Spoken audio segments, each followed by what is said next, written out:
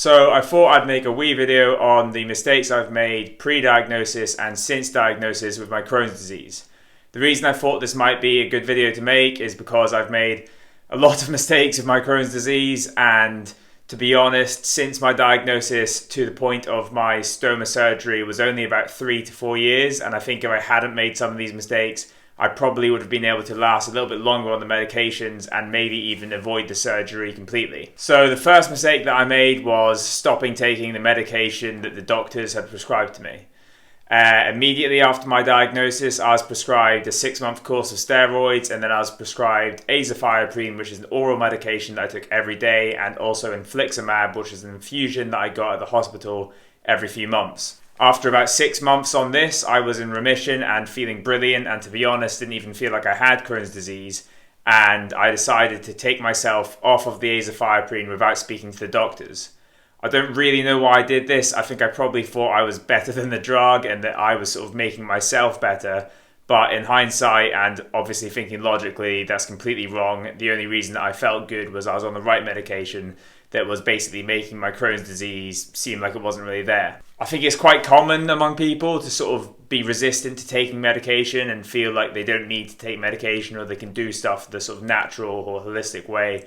And that might be the case, but I really urge anyone on medication for their Crohn's disease to not just jump off it.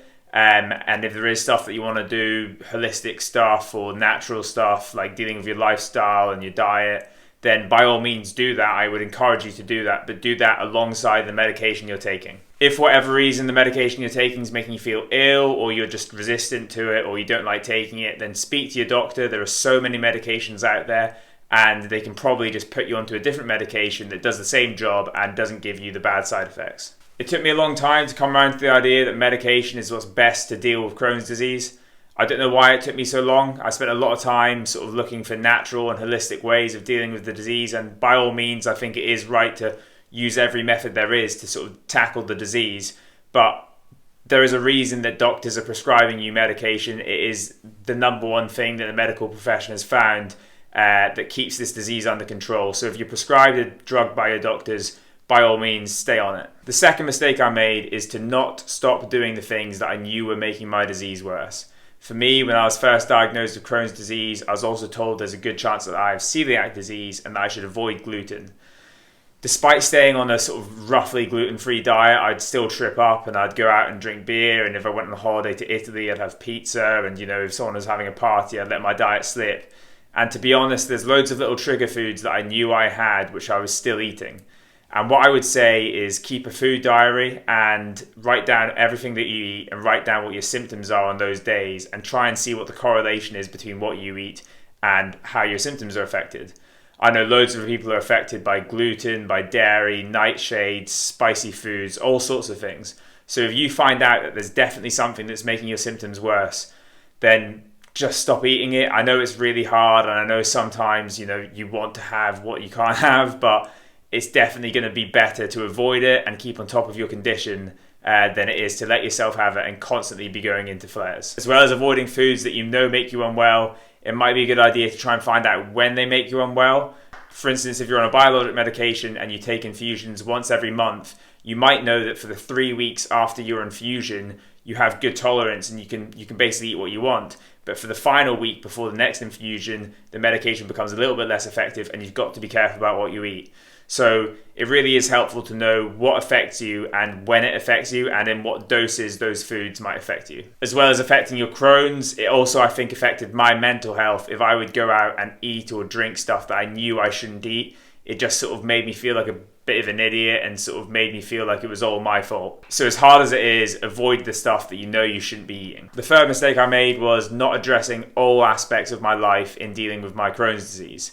I think for a long time I thought Crohn's disease was just sort of a reaction to foods I was eating, but the reality is a flare can be triggered by stress, poor sleep, a bad diet, smoking, amongst other things. So you've really got to try and figure out what it is in your life that correlates with your periods of ill health. For me, a big factor that brings on flares is stress, and it wasn't until I started getting really consistent with stuff like meditating and exercise and just trying to keep myself less busy that I found that I could sort of keep on top of my health a little bit better. One metaphor my nutritionist used is that we're trying to get you out of a ditch, And let's say that a good diet gets you up to the sort of the edge of the ditch, but then stuff like reducing your stress and sleeping well and exercising well gets you multiple rolls away from the ditch.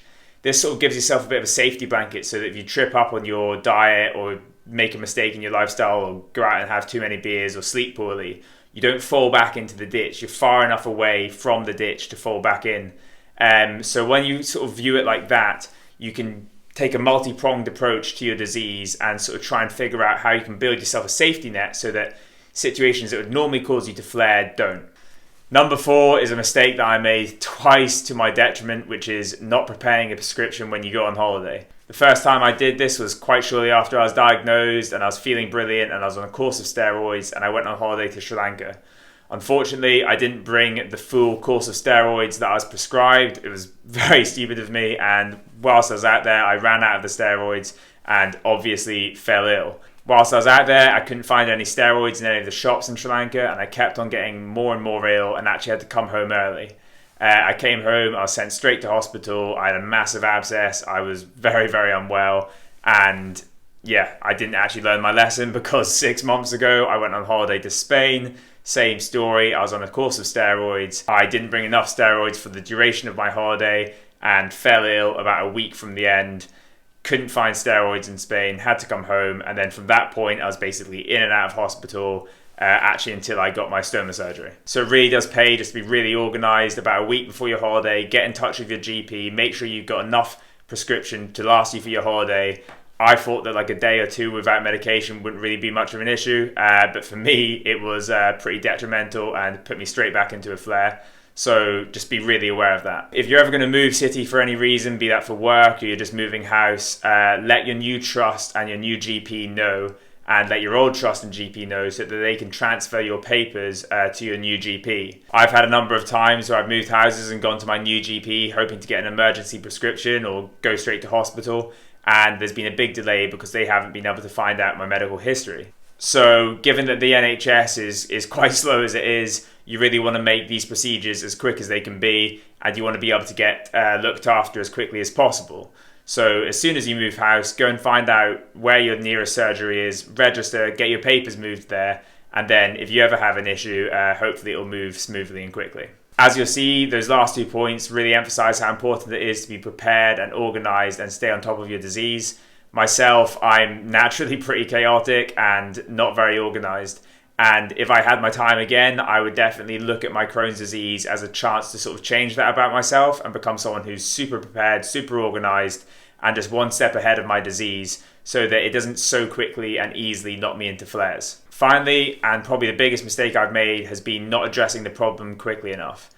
Before I was diagnosed, I went through probably 9 to 12 months of being in a lot of pain and being really, really ill and experiencing really horrible symptoms, but I was too embarrassed or scared to ever sort of speak to my family about it or even really speak to my friends about it, let alone speak to a doctor.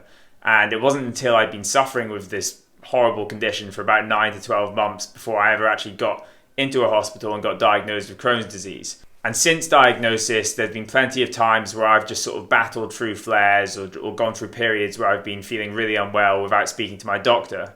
And I think it's really important when you first get diagnosed to learn what the difference is between good health with Crohn's disease and bad health with Crohn's disease, because there'd be plenty of times where I'd be going to the bathroom 10 times a day and sleeping throughout the afternoon and feeling really rotten. But I just thought that that's what living with Crohn's disease is like. The reality is that's a flare. And if I'd spoken to the doctors or the IBD nurses quickly enough, maybe I would have been able to be helped out of that flare. And like I say, maybe the medications would have lasted a bit longer and maybe I would have avoided stoma surgery for a little bit longer or completely. All this being said, you are likely to make mistakes with your Crohn's disease. I think it's completely natural to eat the wrong thing, drink the wrong thing, and sort of behave the wrong way, especially early on in your diagnosis. But if you can follow my advice and avoid the mistakes I've made in general, then you really should give yourself the best chance to let the medication put you into remission and keep you in remission for a long time. As I always say, if you know anyone who's got IBD, that's Crohn's or ulcerative colitis, then please feel free to share this video with them. Hopefully it can help them in some way. And if these videos are helping anyone out there, then I'll carry on making them. I've got plenty more to do with Crohn's disease that I'm planning and a few more to do with the stoma as well. So stay tuned.